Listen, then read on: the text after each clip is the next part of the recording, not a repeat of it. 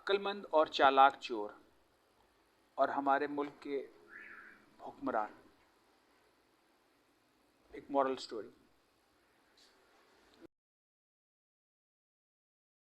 احمدہ و نصلی علی رسول الکریم. بسم اللہ الرحمن الرحیم. سلمان احمد شعور کے عنوان سے آپ کی خدمت میں حاضر ہے. ناظرین، ایک واقعہ ہے پچھلے دنوں کا، کہاوت کہہ لیں، ایک واقعہ کہہ لیں، مورل سٹوری کہہ لیں، کہ جس میں ایک بڑا ماہر اور شاطر قسم کا ایک چور تھا، جس نے بڑا خوبصورت لباس اور لباس فاخرہ زیب تن کر کے ایک شیخ کا بہروپ اختیار کیا اور ایک صرافہ بازار میں پہنچا، ایک سنار کی دکان پر، اور یہ ظاہر کیا کہ وہ ایک بہت بڑا رئیس زادہ ہے اور بڑا شیخ ہے ظاہری اعتبار سے. اور جب وہ شیخ کی دکان پر پہنچا، سنار کی دکان پر پہنچا، تو سنار کو شیخ کے ظاہری حلیے سے یہ لگا کہ آج اس کی دکان کے بھاگ جاگ گئے ہیں، اور اس نے اس کی بڑی آؤ بھگت کی، اعزاز و اکرام کیا اور اپنا اعزاز سمجھا کہ اتنے بڑے کچھ رئیس زادے یا شیخ ہماری دکان کے اوپر خریداری کے لیے آئے ہیں. تو اس بہروپیے نے، جو بظاہر چور تھا، شیخ کا لبادہ پہنا ہوا تھا، رئیس زادہ بنا ہوا تھا، اس نے اس سے کہا آج تو آپ کی دکان سے ضرور خریداری ہوگی، لیکن اس سے پہلے کہ ہم کچھ خریداری کریں، کیا یہ ممکن ہے کہ آپ ہمارے لیے ایک مسجد کی تعمیر میں کچھ حصہ ڈالیں، چاہے وہ ایک درہم ہی کیوں نہ ہو. تو اس سنار دکاندار نے جو ہے وہ چند درہم نکالے اور اس شیخ کی جھولی میں رکھ دیے، یعنی ہاتھ میں رکھ دیے. اور اسی اثنا میں اس نے دیکھا کہ ایک لڑکی جو ہے وہ دکان کے اندر داخل ہوئی ہے، اور اس نے جو ہے وہ بڑے التجانہ انداز میں جو ہے شیخ کے اپنے ہاتھوں کو بوسہ دیا اور اس سے دعا کی درخواست کی. دکاندار جو ہے وہ اس سارے منظر کو دیکھ کر بڑا حیران و پریشان ہوا. تو اس نے شیخ سے کہا کہ میں نے معذرت چاہتا ہوں، میں نے آپ کو پہچانا نہیں.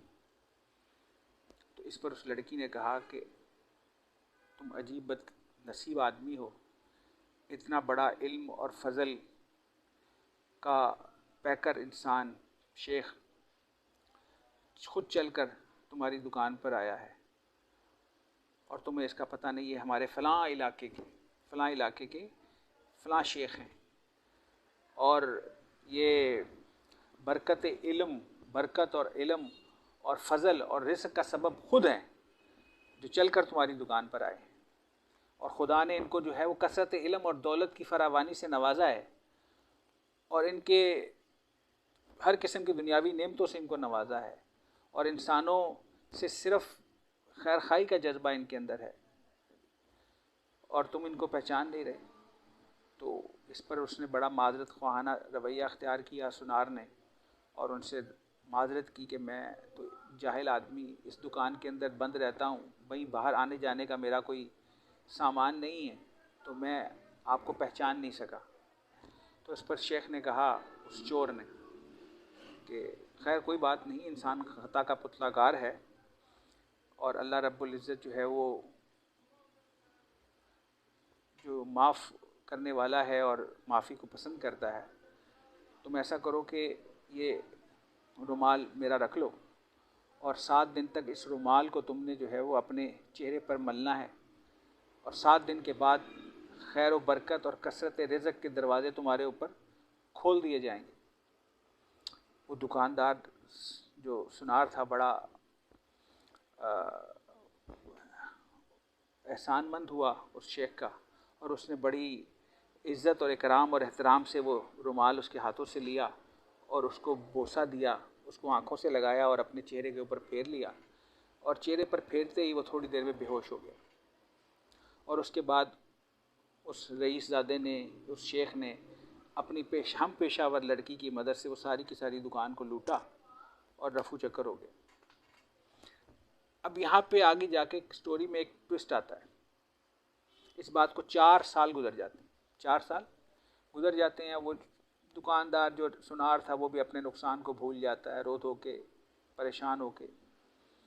تو اچانک ایک دن دیکھتا ہے 4 سال کے بعد 2 پولیس اہلکار جو ہیں وہ کسی کو ہتھکڑی لگائے اس کی دکان میں داخل ہو رہے ہیں، اور وہ فوراً اس کو پہچان لیتا ہے کہ یہ وہی شیخ ہے جو رئیس زادہ بنا ہوا تھا، شیخ بنا ہوا تھا، یہ وہی چور ہے. اور وہ دونوں اہلکار جو ہیں اس کی دکان میں داخل ہو کے کہتے ہیں کیا تم اس شخص کو پہچانتے ہو؟ وہ سنار کہتا ہے کہ ہاں جی میں بالکل پہچانتا ہوں، اس نے فلاں فلاں اتنے عرصے پہلے جو ہے میری دکان میں اس طریقے سے چوری کی تھی.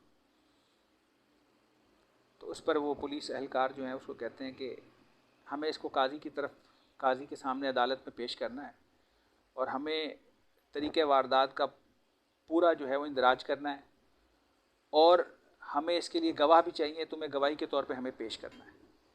اگر تم اس کی گواہی دو گے اور سارا طریقۂ واردات بتاؤ گے، ہم اس کا اندراج کریں گے، مقدمہ قاضی کے سامنے پیش کریں گے اور اسے ہم سزا دلوائیں گے.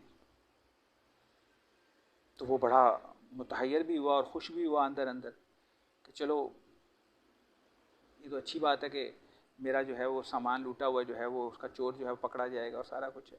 اور اس نے پھر بتایا کہ ہاں اس طریقے سے میری دکان میں 4 سال پہلے تقریباً یہ شخص جو ہے اس طریقے سے داخل ہوا، اور اس نے اس طرح مجھ سے یہ کلام کیا، اور اس کے بعد ایک لڑکی داخل ہوئی، اس لڑکی نے مجھ سے فلاں فلاں بات کی، اور اس کے بعد اس نے مجھے جو ہے وہ ایک رومال دیا.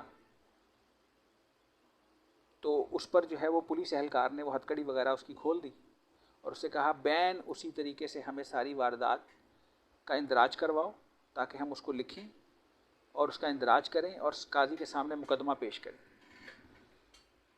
اب جب ہتھکڑی کھول دی اور اس نے اسے کہا کہ اس کو ڈیمانسٹریٹ کر کے دکھاؤ ان ادر ورڈز، اور اس نے جو ہے وہ چور نے کہا جی میں اس طرح داخل ہوا، میں نے یہ بات کی، اور اس دوران میں لڑکی آئی اور پھر میں نے اس طریقے سے یہ رومال اس کو دیا.